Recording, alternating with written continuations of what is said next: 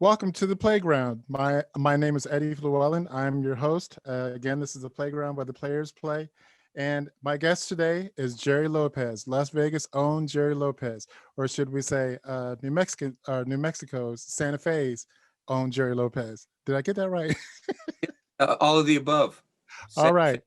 And I've been in Vegas for over 40 years, so I guess. Okay. Yeah. Well, we're going to claim you. Good to be here, Ed. Yeah, man. Thank you. Thank you again. Jerry, for those that don't know Jerry is internationally known in the music community. Guitarist, vocalist, composer, band leader, music director, solo artist. And here in Las Vegas, he is the leader of like one of the most well-known bands here in Las Vegas, if not internationally, and that should be, if not. The name of the band is Santa Fe and the Fat City Horns. And let me tell you, they are like iconic here in Las Vegas. If ever you come to visit Las Vegas, you need to look them up. And we're going to tell you how to find out what they're doing these days and all that. But I mean, do I have the number right? 16-piece band? There's 15 of us. Who left? Well, you know, it depends. Sometimes there have been 16 guys on stage. Yeah. Okay. And let's see, a 6-man rhythm section, including Jerry, who's on guitar and lead vocal. A 6-man horn section. Am I right so far? Yep. Okay. Right. And a 5-man vocal section, also including Jerry. Right. Yeah. Yeah. So, man. Army. Right. Talk about a huge undertaking. And before we go any farther, I'm going to quote something directly from Jerry's website, which is like, it's amazing what this man has done. Let's see. He talks about with the culmination of the band. The band is the culmination of the dreams of all of the individual musicians in the band. We all dreamed about what the ideal gig would be. And it went something like this: to play music that moved, challenged, and inspired us without the usual external restrictions, influences, or boundaries that come with every other paying gig. And I like how you had paying in parentheses there. I love that. And to go on, he says, to make that music with people we love and respect both personally and musically, and to be able to share it with others. Jerry goes on to talk about the first band meeting, and he says it went like this, and I quote here: I want each of you to bring in a piece of music that you have always wanted to play but couldn't get away with in a lounge, showroom, or any other commercial gig. It could be an original piece, a cover, whatever, and then we're going to have some fun making it our own. If that's not every musician's dream, I don't know what is. Yeah. Well, that was a dream. That's exactly what that was. And the fact that you made that happen, man. I mean, come on. Yeah, it's pretty extraordinary. I don't know. I tell people all the time that I'm generally like the worst musician in the band. Okay, design. Uh-huh. And I tell people the best position in the band. I tell people if I have a gift, maybe it's to be able to inspire people with my enthusiasm about a project. And what happened is that I had already been in a position of band leader and musical director and different things. And so the guys I was around, they'd all, we'd become friends, but they'd made money through my endeavors over the years. So when I proposed this to some of the guys who were generally pretty, these are guys who like, I don't leave my house for less than, right? Some of them were pretty much like that. When I brought this up, they probably under normal conditions, they would go, that's crazy. Why would we even do that? Right. We're not, but they trusted me, and they believed in me. And so we showed up at the first rehearsal with a mishmash of charts, because it would be too much for one guy to pay for the arrangements of a band. Right. But at that rehearsal, it was like magic. It was like, man, we just had so much fun, and it grooved so hard. And I could just see a lot of these guys who were jaded, musicians. I hate to say it, but some of the guys at that point, when we first got started, were, mercenary, and I saw some of these guys, like, they turned 16 years old again, and we were onto something. So that's how that happened. Wow. It's really something too, because I mean, even when you talk about the beginning, and like you said, as far as like jaded musicians and everything, one of the things you said in the band is, you know, it's got to be like this way. We're all going to have fun doing this, you know, which, you know, you've been doing this for like a certain period of time. It's like, okay, here we go with another wild idea, you know. And you know, we've like you, we've all heard it so many times over the years. You know, we're going to make this band like this big thing. But again, I mean, you and your guys did it. You did it. Yeah, yeah, yeah. Isn't that a trip? I mean, after as many years as we've done this, right? We've probably heard about everything, right? We've heard it all. And but here's the one thing that I discovered about real players, about, you know, guys who are lifers, you know, like us. And that is that when it comes to music, they're all like kids in that you know, we all share that passion and joy. I know a lot of guys who are technicians who can read anything and can play anything, maybe not necessarily with the heart and soul of a lot of guys I know who don't read at all. But the one thing I know about all the people that are real players is that when the music starts, you know, if it's good, if they're playing with people who can communicate, right? It's like this conversation. They're all like little kids. And I mean, you know, I had the opportunity to play with some of my heroes over the years. And those guys, the ones that I always admired and looked up to, who'd already achieved this, you know, the Grammys and the, you know, all of that stuff, who had done everything in the gold and platinum records, they were like little kids about music still. And I thought, man, that is what I have to retain. That's the fire I have to keep burning. Because as you know, those of us in Las Vegas, working here a lot, and especially working in the lounges, and I worked for over 20 years, 6 nights a week, anywhere from 3 to 6 sets a night. Man, it'll suck the joy right out of you. It sure will. It'll just take it right out of you. And I knew that if I was going to continue, I was going to have to somehow keep that fire burning. And that's really what this band was about. This band was about, this is like my Hail Mary pass to, like, either I'm going to fall in love with this again, or I better go find some business where, like, if I'm good, I win. Because that's not the music business. You know, right. Exactly. You know, success in our business, the criteria isn't talent. It's a bunch of things, including talent. Right. So I'm either going to have to love this thing, or, you know, so that's what the band was. The band was a way to keep the fire burning, you know. I got to tell you, and I'm listening to you now, and when we do talk, it's like I love listening to you. This enthusiasm that you see right here in Jerry, this is like real, and it is totally contagious. When you talk to Jerry, you can't help but feel inspired, and I mean that from the bottom of my heart, man. You know, it's like this. So if ever you come to Las Vegas and you get a chance to talk to Jerry, please, you know.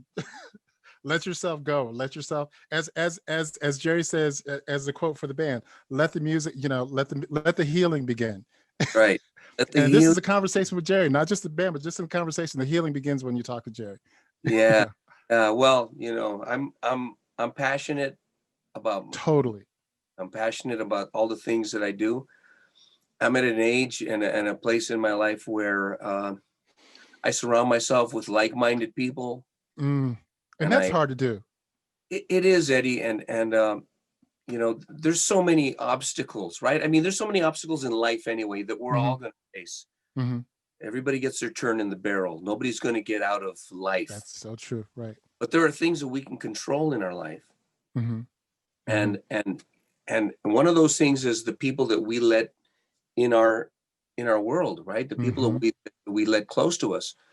And so I make it a point to be around people who feed that with, you know, that energy, give it back to me, and, you know, laugh, play their butts off, you know, spiritual stuff, you know. I got to ask you, how did you get past that? And I'm sure, like you said, it's getting the right people, you know, like you said, having like-minded people. Because, you know, in this business, you get those people where, like a band such as this, first of all, we're not going to even talk about the size of the band, but let's just talk about like the work that's going to be involved individually and all that. And it's like, you know, and again, like your arrangements are incredible, incredible.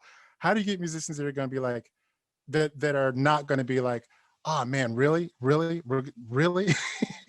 know, that's too much work. you know. Yeah.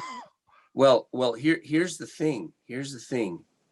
That the band has changed from the very first. I mean, we've still got a lot of the original guys, but it's a self-healing, self-weeding out kind of a group over the years. And those that weren't up to the task, those that weren't kind of, they drifted out. I've rarely had to let somebody go out of the band. Do you know what I'm saying? And the people that stay, the benefit that they get from, and there's two sides to this. There's the healing side and there's the business side. Okay. All started as a healing thing and it became a business thing as well. But each one of these guys, here's the way it happens. We love each other. We admire and respect each other musically. So I don't get on that stage without my A game. Okay. And I rarely ever achieve what I think is like the perfect show. But all of us feel that way about each other and about what we're doing. And so even like the arrangers in the band, right? We're always pushing it just a little higher, just making it a little more, you know, exciting. I mean, it's a challenging book, this, our arrangements and the stuff that we do. And, you know, we take great joy and pride in it. And it shows. Yeah. And it's benefited everybody, not just from the personal healing, but also, you know, when we're playing to audiences back in the day, you remember that? Seems so long ago, doesn't it? Energy we would get back and the, you know, the feeling that we get back, the immediate feedback that we get from people, man, it's a beautiful thing. It really is. So that's what's happened. That's how we've kept that level of musician. That's how we've kept that level of inspiration. You know, it's the guys, each individual guy, some of them who maybe weren't up to the task, but found that their well was deeper than they even knew it was. You know, I mean, when you're standing next to guys like Phil Wigfall, alto sax player, who's a, you know, savant, you know. Oh my gosh. Guys like Roshan Westmoreland on bass guitar, who, you know, he's got a photographic memory, this guy. Wow. And he'll look at a chart one time, and some of these charts are really difficult, and he'll read it at a rehearsal, and then the paper's gone, and he'll never, ever need it again. And so when you're standing next to guys like that, I am not showing up with anything less in my and though you're the leader, how can you not be a student of all that? I mean, oh God, you know. and they know that. They each of these guys know how much I respect them and love them, and I am always a student. You know, likewise. I think the day we stop, right? That's the other thing. Like I tell you about real players, they're all hungry like that about learning and continuing to hone our craft. You know, get better at what we do, whether it's writing or producing or mixing and all those things that we've all had to learn how to do, right, Eddie? I mean, I got started just wanting to play and sing, right? And it evolved into producing and mixing and mastering and then things I never wanted to do. It's kind of like nowadays, I told somebody the other day, I said, I'm in the video business, like it or not, right?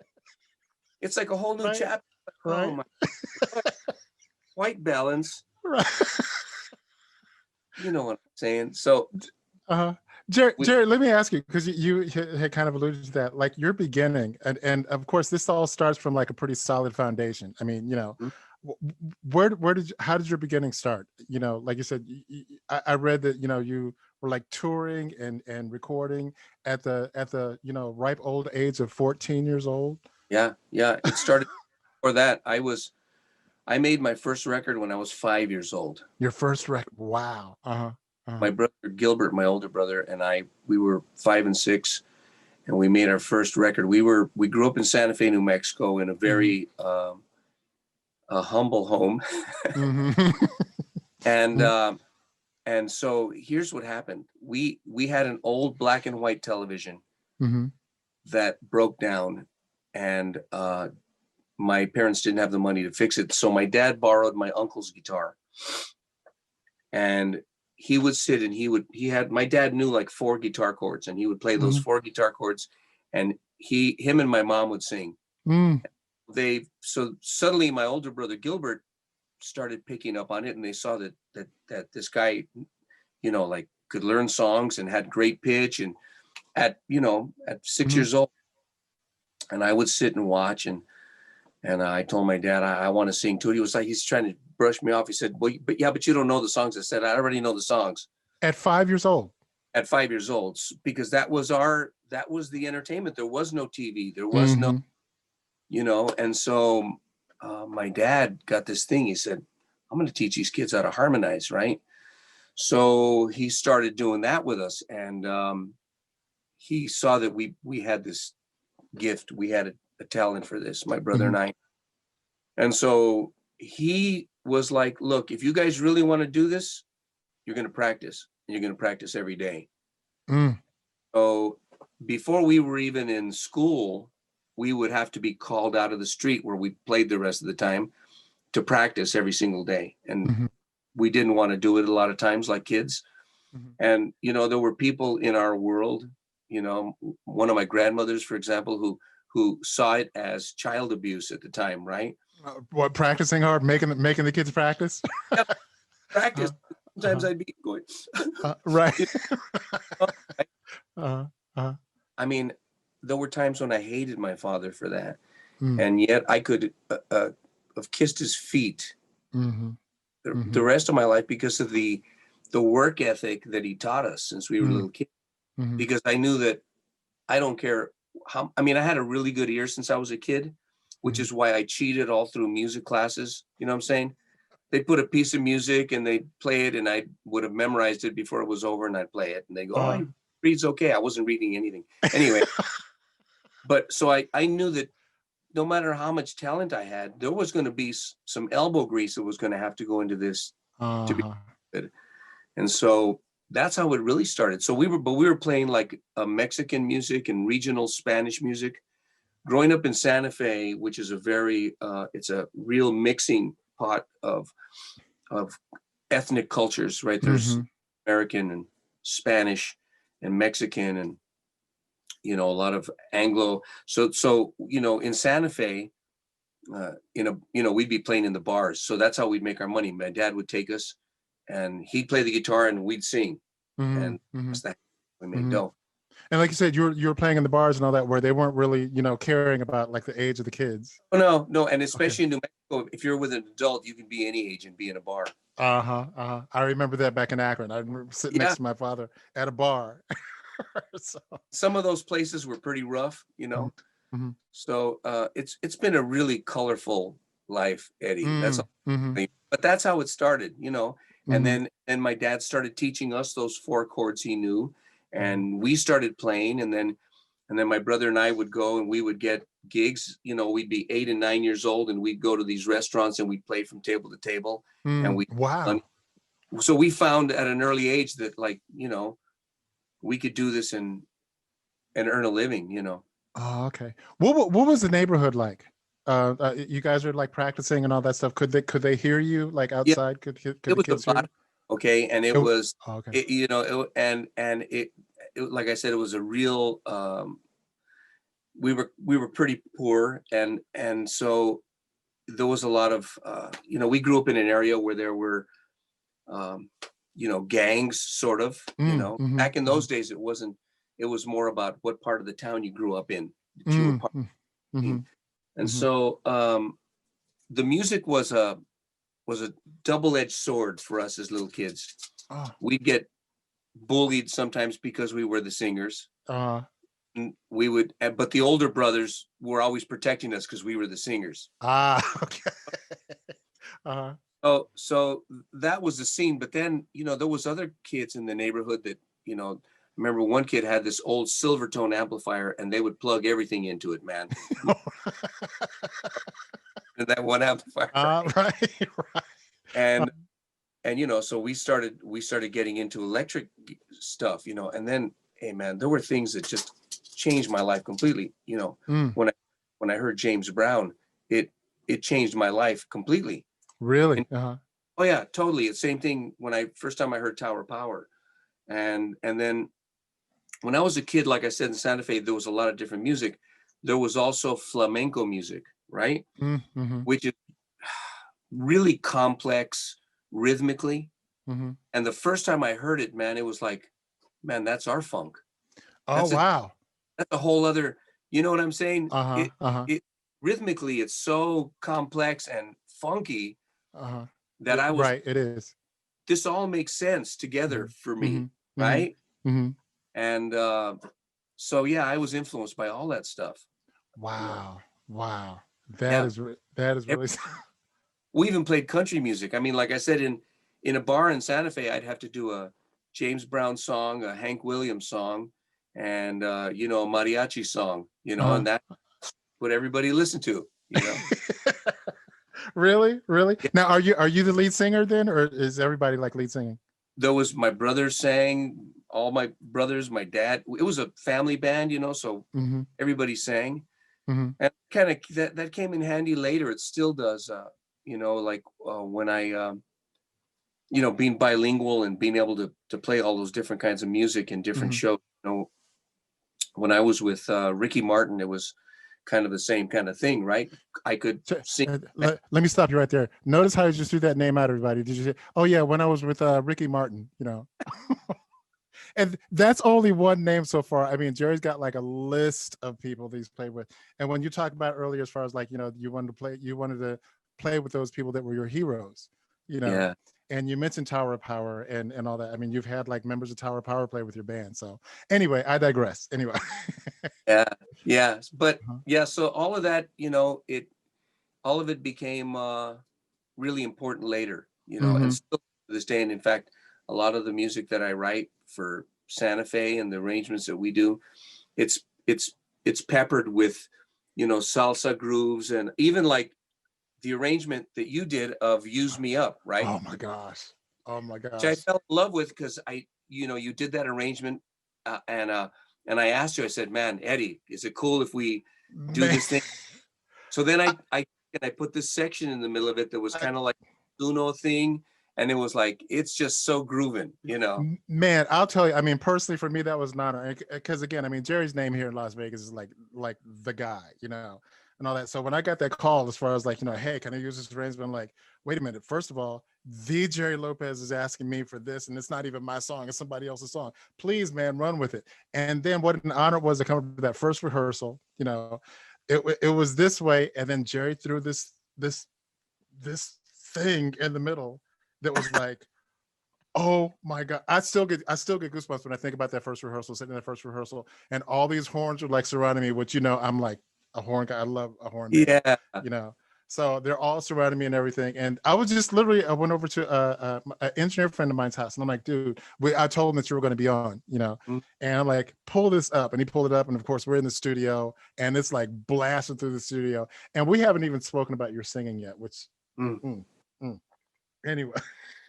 And the band that we had, Christine LaFond, another singer here, a female vocalist, you know, and Jerry took that song and made it a male vocalist song, and just killed it. So yeah, so that's been the whole thing with Santa Fe and the Fat City Horns is giving people something they want when we do the covers, right? Something they want and they know, so they already love it.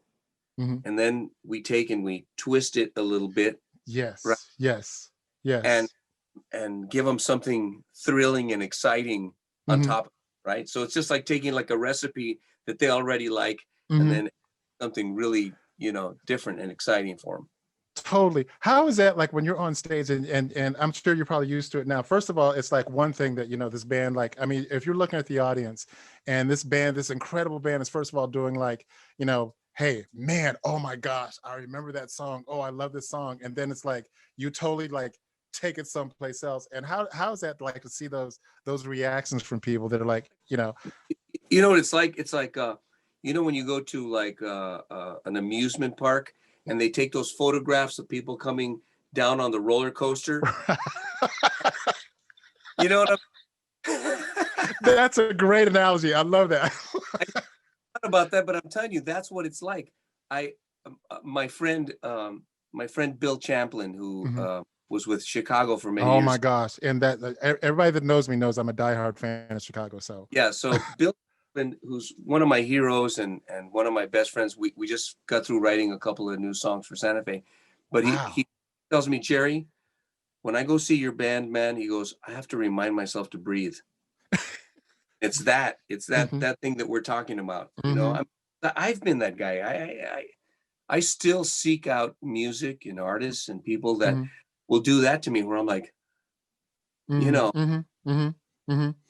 And again, you know, you know, to the audience, you know, to the you know, Joe average in the audience, it's like it's one thing that you do, like, oh my gosh, I love that song. Oh my gosh, she's doing that song. And then again, you take it like to this other place where it's like you said, it's like, you know, right. and then when you bring it back, it's like, oh, I'm exhausted now. I'm just like totally exhausted, you Yeah. know. And that's So one song, yeah, that's you right. know. Hmm. As musicians, right? Hmm. Hmm. It keeps it exciting. It keeps it, you know what I'm saying? Because all Hmm. of us, again, having played in lounges and done all kinds of stuff for many years, playing covers exactly the way people wanted them, which is Hmm. a great thing. Also, people want to hear the music that that they love and underscored certain parts of their life. But as Hmm. musicians, for us to be able to do that and then still be able to challenge ourselves musically, Hmm.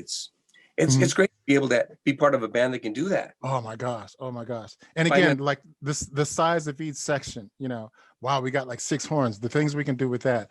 Oh, we have like this huge rhythm section, the things we can do with that. Oh yeah, by the way, we have like this huge vocal section up front.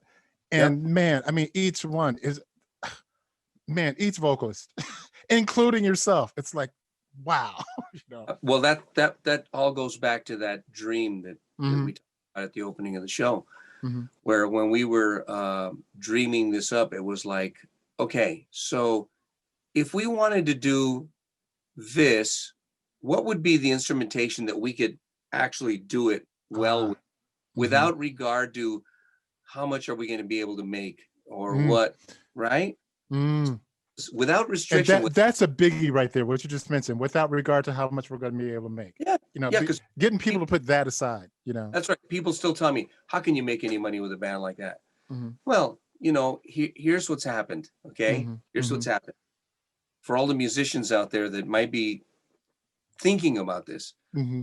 What's happened is that because we love what we're doing so much and put so much passion and care into what we do, money has come our way. I talked Mm. earlier about how there's two sides to this thing. There's the healing side and Hmm. there's the business side. Hmm. On the healing side, we all get a great healing from doing it. Hmm. Our audience is a great healing. And from that, all the best gigs that any of us have ever gotten have come from people seeing us do this gig. Mm. So, for example, if you would have, I mean, all the whole horn section is Lady Gaga's horn section, right? Mm. Hmm. Celine Dion's horn section. Right, I was going to say, now they are. I mean, they start out, you know, there, and now they That- are, you know. That's right. And Hmm. now, but if you would go to see them, even in those gigs, you would see a trumpet player in the back playing trumpet. Or Mm. if you'd have seen me in one of the shows on the Strip, I'm in a tuxedo playing the guitar. But Hmm.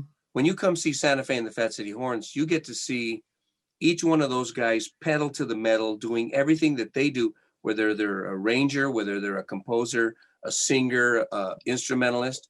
Hmm. And so it's become a farm club for Mm. big Wow. shows, big tours, and right. Hmm. And I'll give you another example. There was a guy I met several years ago by the name of Nick Weir. He's the head of entertainment for Royal Caribbean Cruise Line. Hmm. And he would come in and see the band, right? And he was just this huge fan of the band. And Hmm. he would tell me, he's an English guy, right? And he would tell me, Jerry, look, I got to figure out how to do something with you guys. And Nice. I'm like, like we were saying earlier, we hear stuff all the time, right? Hmm. Hmm. Hmm. Great. That's it. No, I'm serious, Jerry. We're going to do something. I'd be like, yeah, great. So he calls me, he says, Jerry, you got to meet me for lunch. He goes, he said, they just made me, head of entertainment, because prior to that, he was a consultant. He said, they just made me head of entertainment, and I've got something I've got to show you. I said, okay, sure, let's go. So he brings a laptop and he shows me this this digital graphic thing of these robotic articulated arms, like the ones that build cars. Mm-hmm. Right. Right. Right.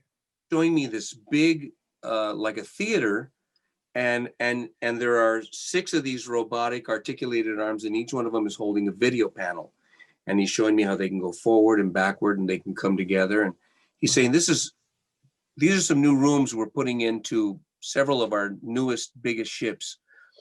And he said, and these are going to be like 10K screens, which isn't even available, you know. Right. And said, and so what's going on in the back of that are these huge windows that overlook the ocean, but at night, or when the weather's not great, those 10K screens cover those up as well. Right. What we want to do is we want to have Santa Fe and the Fat City Horns record some shows. We'll do it like with green screen and with a bunch of cameras, and we're going to create these 3D shows inside the ships. Right. Whoa, whoa. So he's showing me this, and I'm like, yeah, right.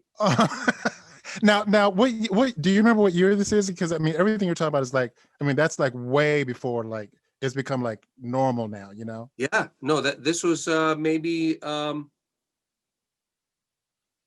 6 or 7, 8 years ago. Wow. Okay. So, and you're like, yeah, okay. yeah. Inside, I'm going, yeah, right. Uh-huh. Outwardly, I like this guy a lot. I love his enthusiasm. I love his vision. And now he's become the head of entertainment for what in our business is a whole new set of real estate for what we do. Right. Uh-huh. Right. We were talking earlier, we're in the video business out. Well, we're maybe also in the cruise ship business, Right. depending on where business takes us.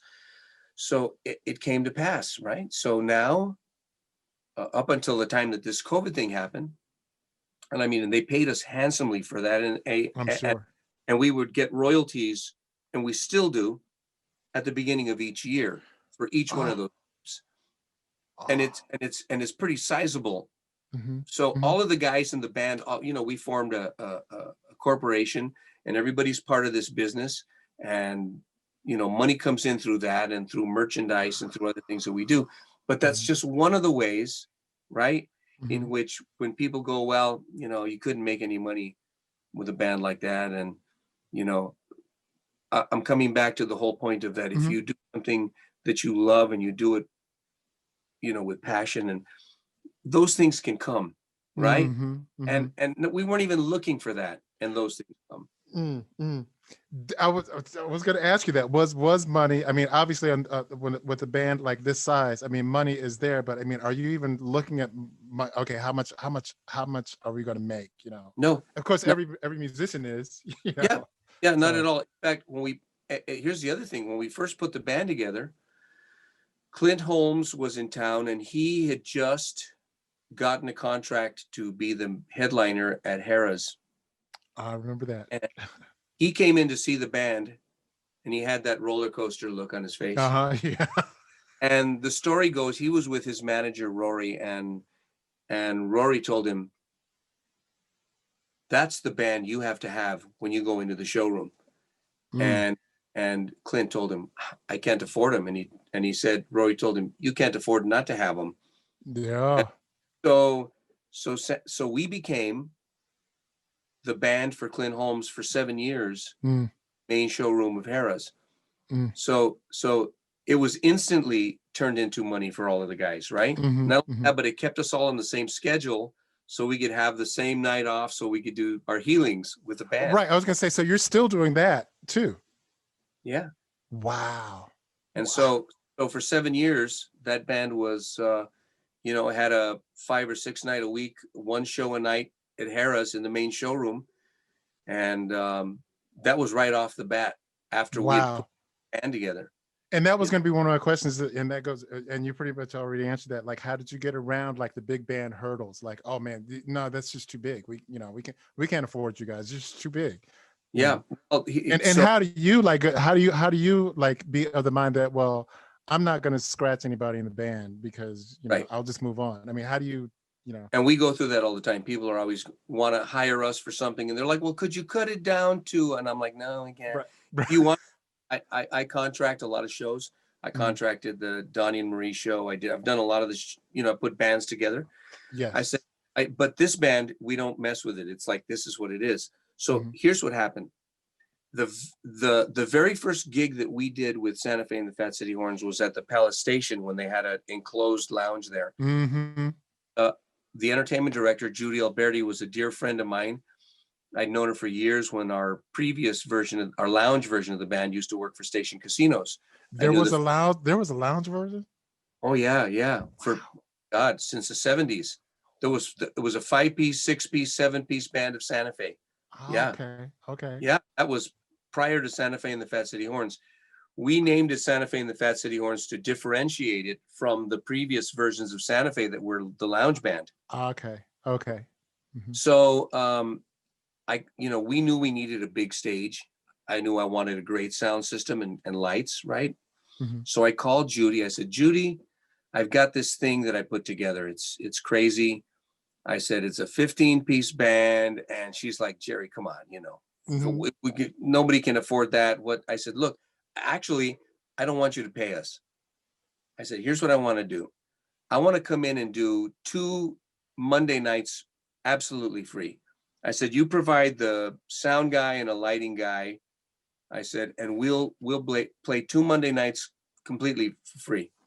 I said, if it goes great, if it's really happening, I said, then maybe you can give us something so we can pay backline company and our own audio guys and stuff like that, just so that, you know, because we're running from other shows, so that our backline company can bring our gear in and do all that stuff.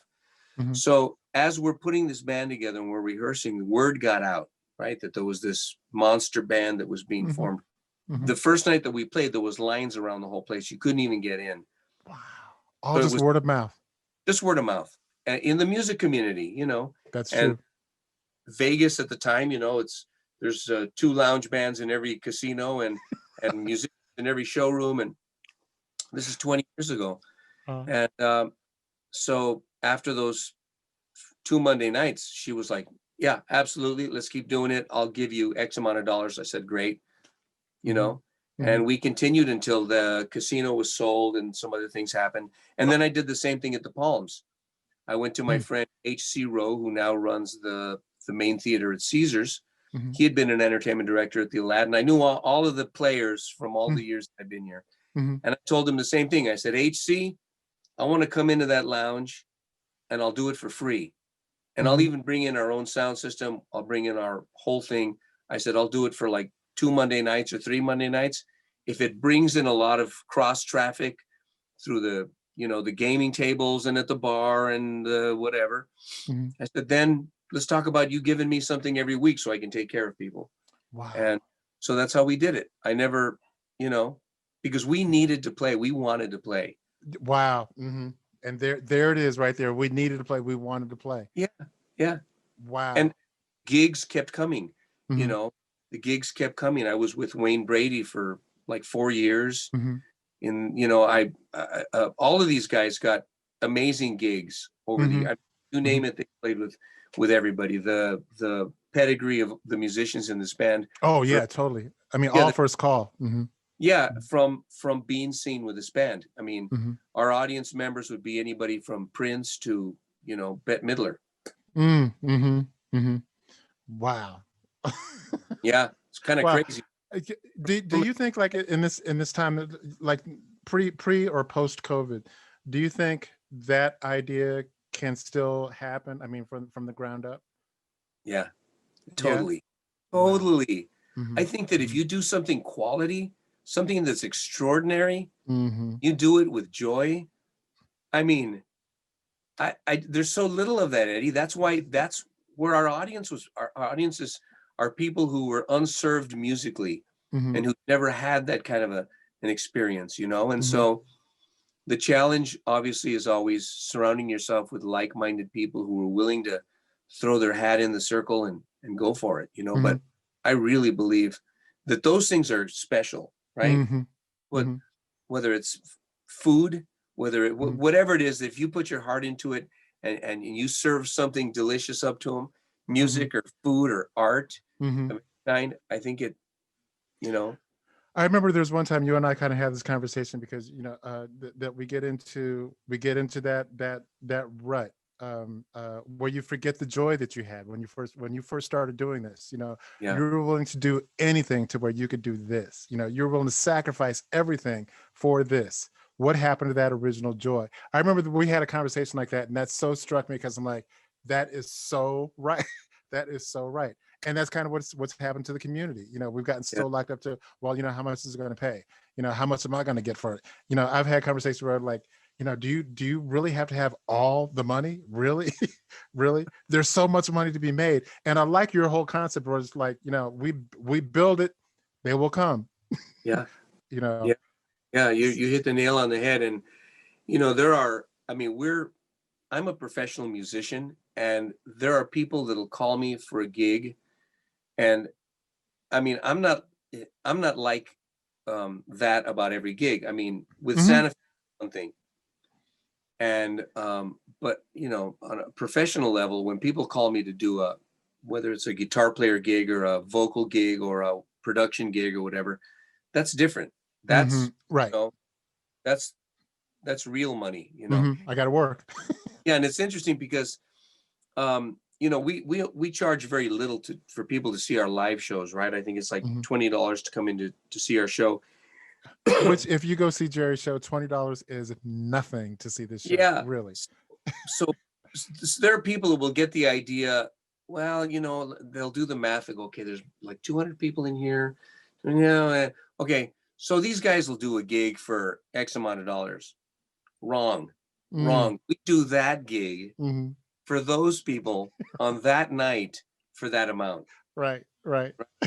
But we won't do a corporate show, or we won't go do it for that kind of money. We're, these are, AAA players, man. So. Wow. So Jerry, we talked a lot about this gargantuan project, the Santa Fe and the Fat City Horns.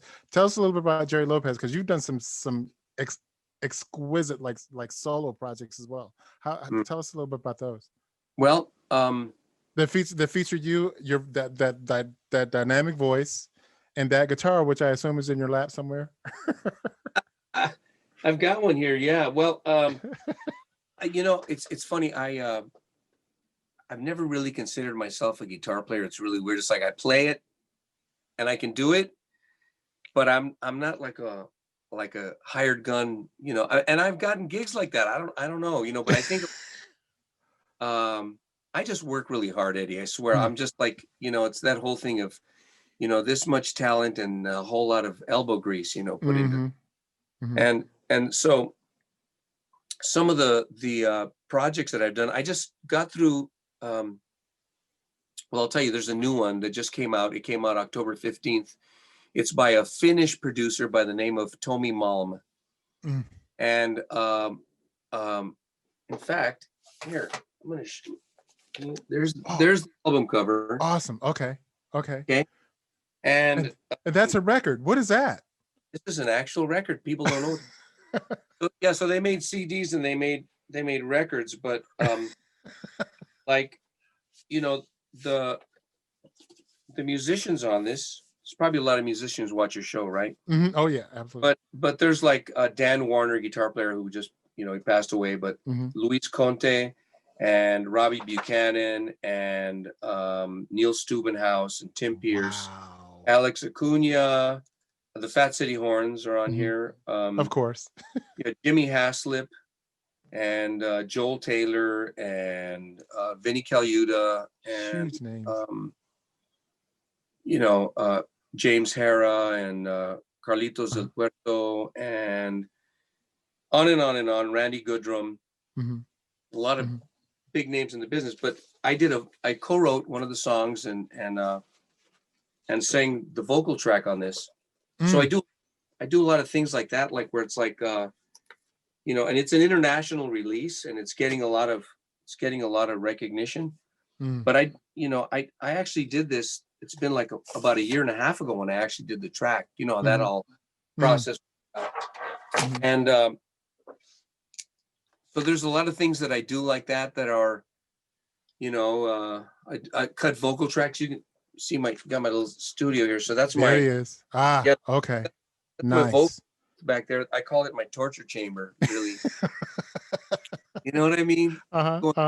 Torture myself. So yeah, I do a lot of vocal stuff like that. I've done several of them just in the last few months. Nice. And, in Spanish and in English, you know, for different markets and stuff. So, and then my real gig, it's kind of weird, right? My gig is I write and produce music for television, for infomercials. Yeah. So that's, I mean, I know you were talking about the solo artist thing and all that, but I do guitar tracks, and I do guitar stuff, and I do vocal stuff, but I also write and produce music under vacuum cleaners and steam ovens, and you know, and not just locally. I mean, these are like national works. It's the biggest company in the world. They're Shark Ninja. So if anybody out there's got a Shark vacuum cleaner or a Ninja kitchen appliance of some kind, if you ever see those infomercials, that's me. That's yeah. If you wake up in the middle of the night to pee and there's an infomercial on with a vacuum cleaner, you can go, yeah, Jerry, that's Jerry. You know. Right. Another thing that just happened. You know. I mean, I stumbled on that. That was, you know, it was and that's really what's kept the lights on for many years while I can pursue the things that I want to do, you know. I enjoy. Jerry, let me ask you, speaking of that, what do you have, like, is there a method to the madness as far as like your songwriting? How do you approach, like, you know, the creative part? Is it one of those things that you, obviously if you're doing that kind of thing, you don't wait for it to hit you, you got to like come up with something, or do you wait for it to hit you? Well, when I'm working on these infomercials, right, there's deadlines, and I'm working with producers and directors who are in different parts of the country. And, you know, there's no waiting around for inspiration. It's like, get to, right? Right. If I'm lucky in that kind of a situation, and the producer I'm working with understands the process, I can generally get them to possibly get me temp music, right? Stuff that they already kind of like the energy of. Okay. Right. Okay. While they're cutting video, while they're shooting stuff. Then from that point, I've already got an idea of what they're looking for. Right. Okay. So then I can, from there, I mean, I'll sit and I'll create an instrument palette. Right. I'll go, okay, this kind of a song. So it's this many guitars, it's bass drums, or it's a electronic song, and so I'll put that instrument palette together, and from there I start getting ideas and you know, and writing. When I'm writing, like now I've been doing a lot of writing for the new Santa Fe and the Fat City Horns record, and that's different. That a lot of that stuff comes from. I'll be in my car and I'm humming ideas into my phone, right? You know what I'm saying? And then I'll when it's time to write something, I'll go back and I'll listen to all those little ideas, those little kernels of ideas. Right. I'll give you a quick example. This is a song. So I co-wrote this with Bill Champlin and his wife Tamara, and I called him and I said, listen, I've got a chorus. Oh wow. Okay. Let me see if I can find this chorus. Okay, so the chorus. Well, here.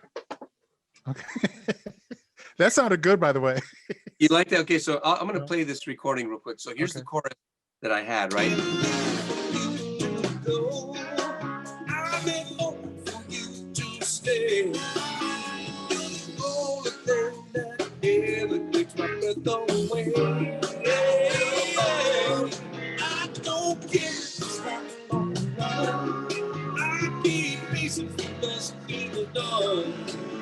Your love is a drum that always takes my breath away. right? So I had Mhm. chorus, and then Mhm. Bill came up with the rest of it. Now wait a But minute, is this for a commercial? no, Oh, this is, okay, okay. I'm like, man, that's a full-on song then. yeah, the commercial stuff is a whole other thing. Okay, okay, got you, got you. But that started out as a chorus, right? Mhm. I've been waiting for you to go. I've been hoping that you would stay. You're the only thing that ever take my breath away. I don't care if it's right or wrong. I've been pacing from dusk till dawn. Mhm. Your love is a drug that always take my breath away. Right? So Nice. the chorus, and then I laid that on Bill, and he came up with like, once in a bad blue moon, somebody comes along and turns your head around. She owns all the air in the room, so far gone with every heartbeat. You live for the zoom, the Oh, girl love that. just to go. So, you know what I'm saying? Uh-huh. And it's funny where you started that. I can totally hear Bill Champlin. I mean, he just comes in blazing, you know. Yeah. Da-da-da-da. Yeah. Once in a bad blue Yeah. somebody comes along. Yeah. Yeah. I love it. I That's love how it. it is. Here, let me see if I can quickly find. I'll just give you a little example of infomercial music. Okay. Right? Uh, Let's see. and like you said, that's your bread and butter. That's what pays the bills. Yeah, this is the Wow, dude. this is the stuff that let's see. This is the stuff that we so here's, let's see. So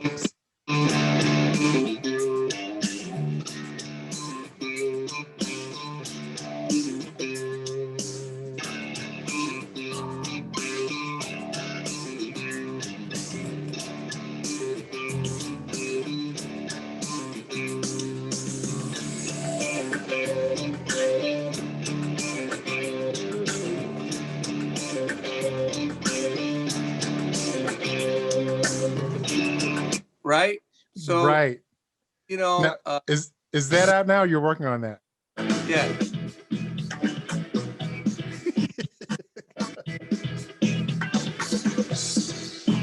There's all different kinds of stuff. So I assume that's been keeping you busy. I mean, during this period that we're living in right now. Yeah, thank God. I've Yeah. been really blessed. I just got done doing 2 new shows. Generally, we'll do 2 a year, 2 new shows a year. Generally, and my writing partner, by the way, is Jamie Hosmer. You know Jamie. Oh, Jamie. Oh my gosh. Another great writer, great singer, great player, and we've been partners in this infomercial business for, I don't know, 15 years. Nice. And nice. so it's pretty hair raising. I mean, it'll take us, you know, like we'll work on this stuff for like 3 months, and I mean, you know, it's tough. You know what it's like, Eddie. I'll wake up and I'll go like, I have to come up with 8 minutes of music today, and I don't have. I was gonna say, and there's nothing there. Right. Nothing. And so it's like I sit down and I'm praying for the muses to visit me, you know, and sure enough, it happens. But it can be tough. And then, you know, the infomercials that we do, they're 30 minutes long, what's called long form, 30 minutes. So to get 30 minutes of music wall to wall approved, we have to write 90 minutes of music. So imagine having to write however many songs 90 minutes of music is, you know, that are 30 seconds, 1 minute, whatever. So we write a lot of music, you know. 30 seconds for 90 minutes. Yeah, man. And some of them are longer. Some of the pieces, you know, are but at least 30. Yeah, but at least 30. And so you know, and then we're writing, we're performing, we're mixing, and we're mastering. We're delivering finished product, you know, right away. And it's with a deadline, always with, you know, these people, they think we just pull this stuff out of a hat. Right, right. And you've been doing this for how long? Been doing infomercials for about 15 to 20 years as well. Yeah. Wow. Wow. Yeah. And is it, and I think you did say that that's another thing that came to you. Yeah, that just you came weren't in to search of. from a relationship that I met a guy who was the head of marketing for Bosley Medical, the hair restoration. And at the time I told him, so how do you guys do with the music? He goes, well, you know, we use needle drop like all the other companies. For those people that don't know, needle drop is, there are libraries of music and they pay to use this music in their commercials or their infomercials. And I told him, well, what if I helped you set up a publishing company for Bosley Medical and I wrote custom music for you guys? This way you would get paid for them using the music rather than you paying to use the music. Right. So I showed them, so I set up a thing with them where we'd split publishing, I'd keep the writers' royalties. And now they had flesh in the game, so they give me all what are called the media buys, or in other words, I know when every commercial is shown, and right. And so now that company was earning money from their infomercials, from song royalties. Oh, it out for needle drop. What? Which kind of a, yeah. That's so, ingenious. I mean, I was the first one to do that with the infomercial guys. But it's become a, I mean, you know, it's wow. Yeah. Started with wow, four chords. Jerry. It all So with that then, finally, because again, this is like another one of those shows where, I mean, I could just go on and on and on. And again, thank you for doing this with me. Finally, what advice would you have to offer like those up and coming musicians? And especially like a market such as Las Vegas, like those musicians that are here, you know, trying to break into the business or whatever. What advice would you offer them, you know, breaking in? Right. Okay. So I tell guys who are looking for a gig, I tell them, make it your job, a job, just like suit up and show up every day to make contacts. When we could go into lounges and there was, you know, stuff going on, I would tell them every night, go and make the rounds and introduce yourself.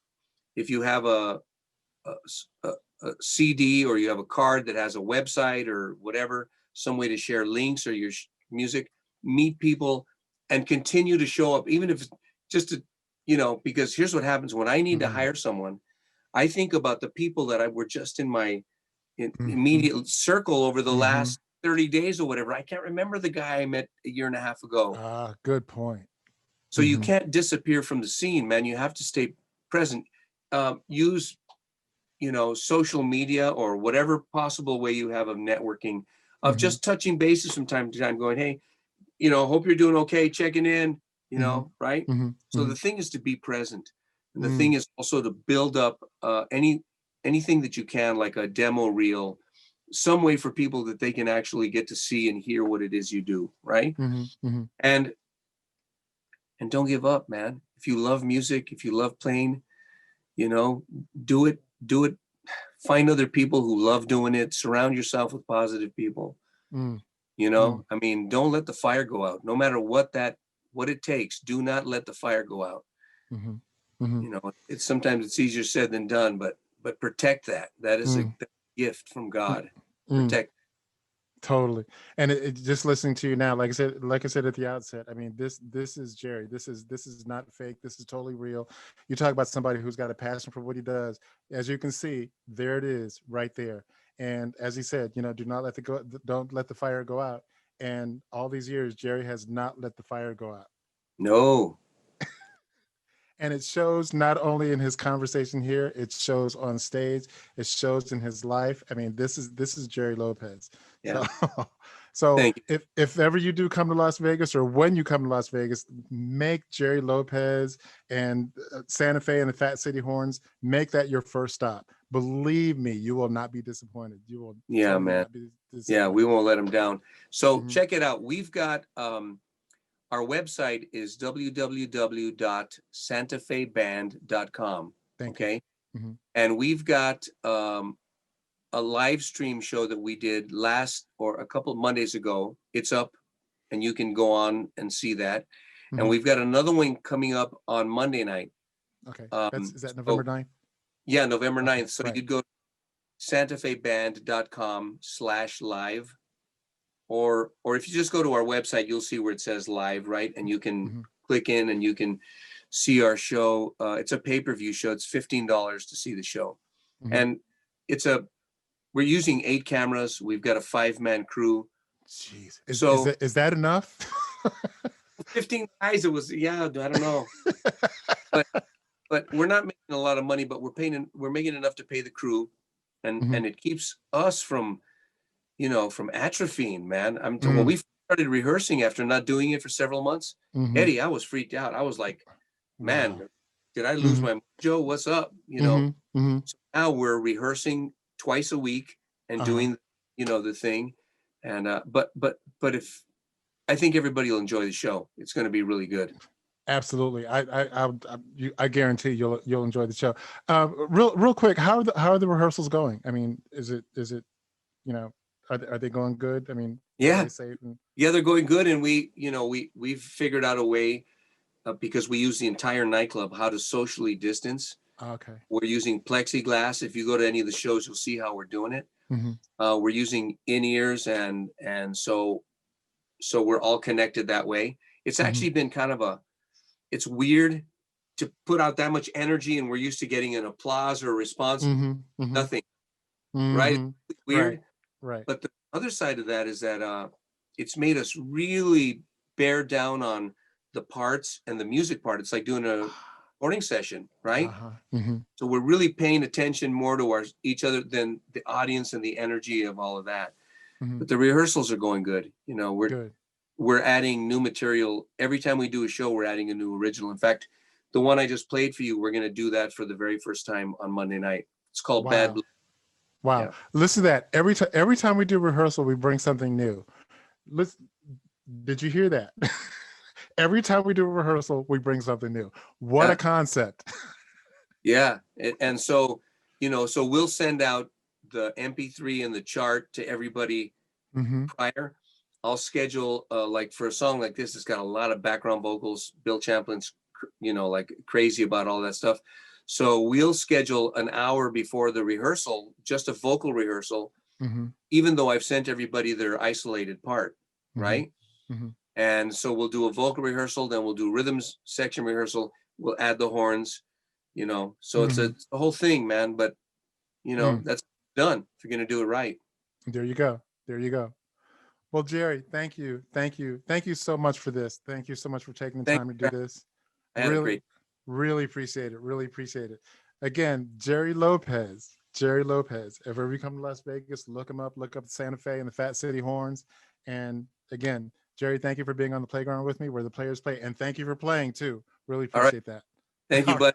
All right. Bye. Thank you. Take care.